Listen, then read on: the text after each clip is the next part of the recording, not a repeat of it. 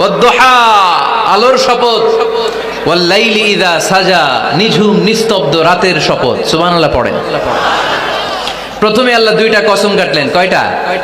দুইটা। প্রথমে দোহা, প্রভাতের সূর্য কিরণের শপথ, আলোর শপথ। এরপরে অন্ধকারের শপথ কাটলেন। আলোর শপথ দিয়ে আল্লাহ তাআলা ওহী আশাকে বুঝালেন, আর অন্ধকারের শপথ দিয়ে আল্লাহ ওহী না আশাকে বুঝালেন। আল্লাহ বুঝাতে চাইলেন, নবী সব সময় আলো থাকলে ভাল লাগে না। 24 ঘন্টায় যদি সূর্যের আলো, এখনো সূর্যের আলো, সকালেও সূর্যের আলো, খালি আলো আর আলো, ভাল লাগবে? কথা বলেন না কেন?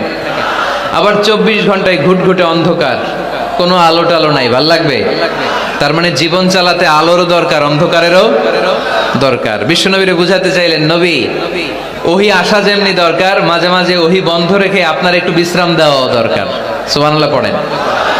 সরকারি চাকরি যারা করেন, সপ্তাহে কয়দিন জব করেন? জোরে বলেন। 5 দিন। বাকি 2 দিন কি করেন? বিশ্রাম নেন, ছুটিতে থাকেন। 7 দিনে যদি কাজ করা লাগতো, ভাল লাগতো? কথা বলেন না কেন? ভাল লাগতো না। আবার 7 দিনে যদি ছুটি থাকতো, ভাল লাগতো না। তার মানে কাজেরও যেমনি দরকার, বিশ্রামেরও দরকার, ঠিক কিনা? আল্লাহ বুঝাতে চাইলেন, নবী কাফেরদের কথায় কান দিবেন না।